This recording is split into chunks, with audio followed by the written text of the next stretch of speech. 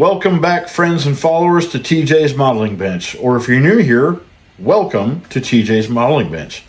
I've been working on my Dart, the USACC build, which was supposed to be done back in mid-March. It is now first week in May. Yeah, so sue me. Anyway, I am working on it. I'm struggling with a few things. So, as you recall, or maybe you don't, I had cut open the doors and the trunk. I was having some issues with the trunk hinging. I mean, it worked pretty good, but I was getting to a point when I opened the trunk, it was getting to about a 45-degree angle, and then it was making contact with the rear panel behind the window. There's a name for that, and I don't recall offhand now what it is. Anyway, I didn't like that. I knew over time it would be, damaging the paint. So I glued the trunk back in. Live and learn, right? I mean, the only way to learn something new is to give it a try, right? And in the future, I'll do it differently maybe, or I'll have a better result anyhow. So yeah, the trunk has been glued back shut again. The doors work good. We got that all done. We got our interior door panels painted. All right. But I'm still having an issue with these as well. So the hinge, which is, let's see if I can get this to focus a little better. All right, so the hinging here and then here on the other side, I might have made them a little bit too proud to the interior side of the wall.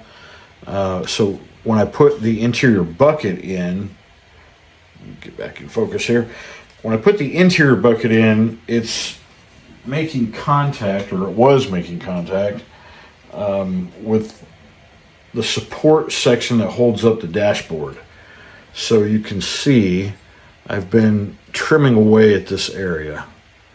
All right, let's get that in focus again. There we go. So I've been trimming away at this area on both sides, making room for that hinge piece to clear inside of there. Because what's happening is when I put the body on to test fit, the bottom edges of the body are bowed out slightly, and it's because those hinges are holding it out. So yeah, that's where I'm at with this. And I got a little something I want to show you, a little tip that I learned. So hang on a second and I'll move the camera and we'll show you that. All right. I wanted to pass along a technique, a tip that I learned about almost a couple months ago now, I guess, from a gentleman in a club over in Pensacola. So I don't belong to any of the clubs over there. Pensacola is about an hour and a half from where I live, so it's not really practical for me. Although I was invited over there on a Saturday by Shaggy. Shaggy's AWWSM Garage, which stands for Anything with Wheels Scale Models. Okay, Shaggy. So anyway, I was invited over to their group build meeting, I guess it was, on a Saturday. And one of the gentlemen there, and I don't recall his name, he showed me a neat idea for doing the headliner in your automobile. And now that I've done it, it'd probably work really well for your floor pan, your flocking. Hopefully you can kind of see the texture there. All right, and I've got it going down the side sail panels on the interior. And all that is, and I'm sure most of you have seen these, quite a few of you probably have these in your home. This is one of the Lysol bleach cleaning towelettes. They come in a tube. Let me show you, hold on. All right, so they come in a tube thing like this, right? Disinfecting wipes. And just pull it out, let it air dry, right? Air dry, and you can see there is a bit of a grain to it. You know, so if I turn it this way, you can kind of see those lines run more vertical in that direction, and they're horizontal here. And for my roof, I did it the horizontal way. And the way I laid it out, there's probably a few ways to do this, but the way I did it, and it worked okay.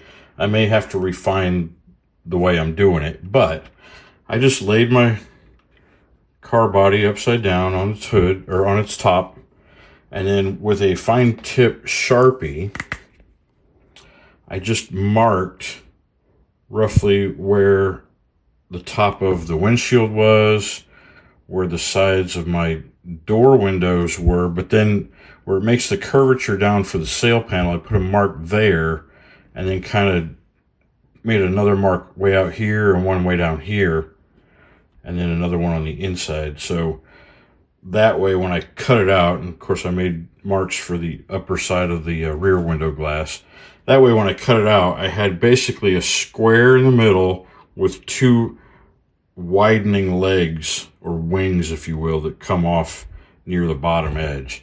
And the wings, I cut them out definitely oversized so that I could trim them back. And then the way I attached it, super simple.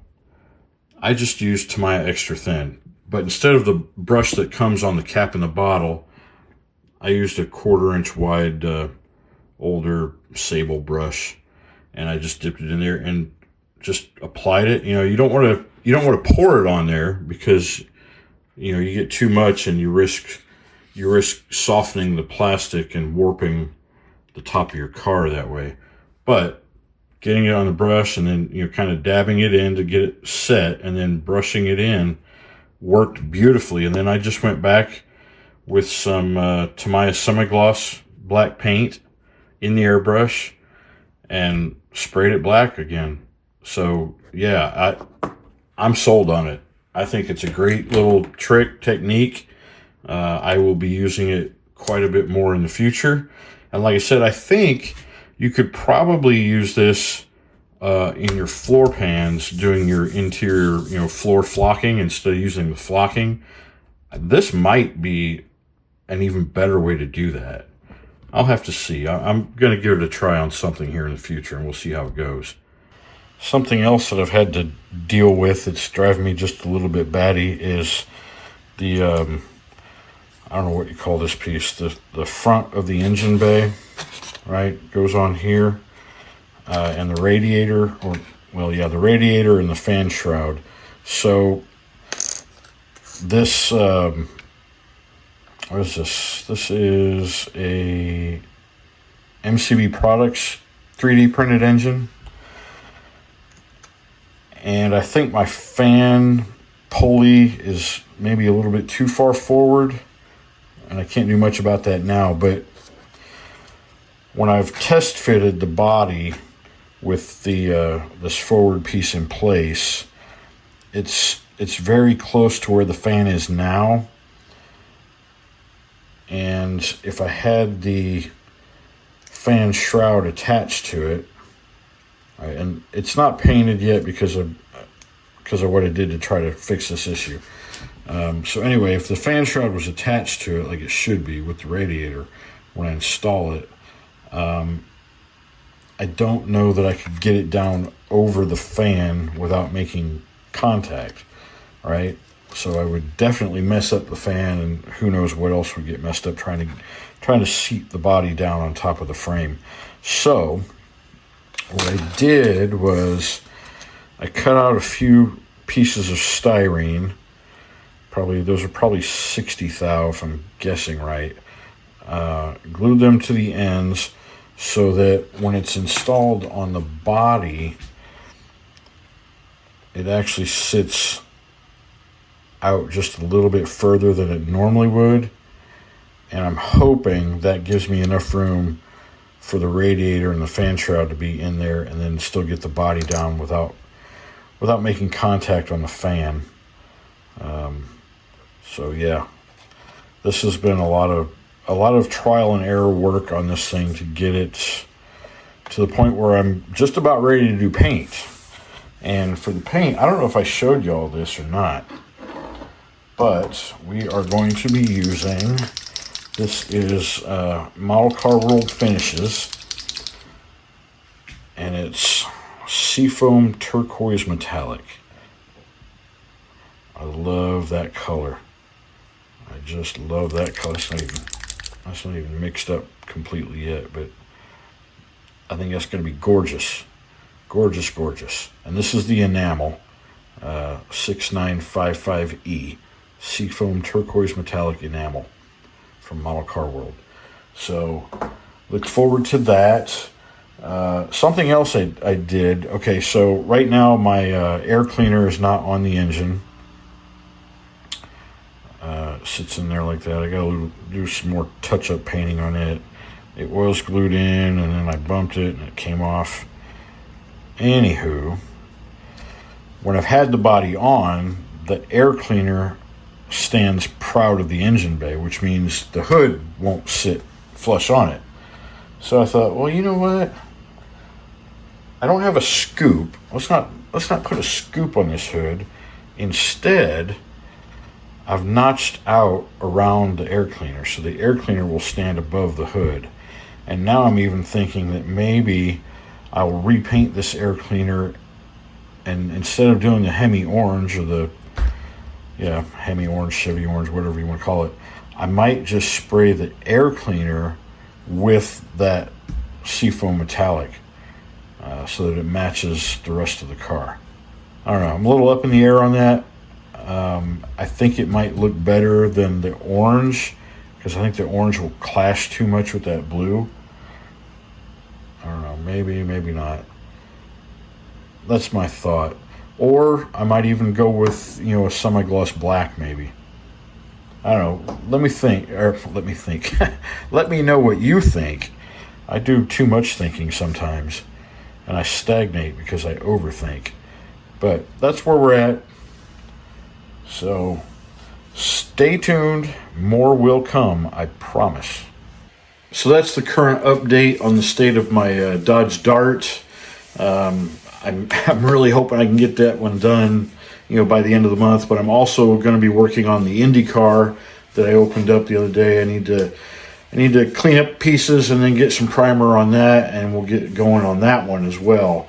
I don't think that one's going to take too long because I'm not really doing any modification to it. The Dart, I've done quite a few new things to me on this one, and that's what's really held me up, I think, in getting it completed, along with life getting in the way a little bit. But so stick around. Thanks for tuning in this far, and peace and love, y'all.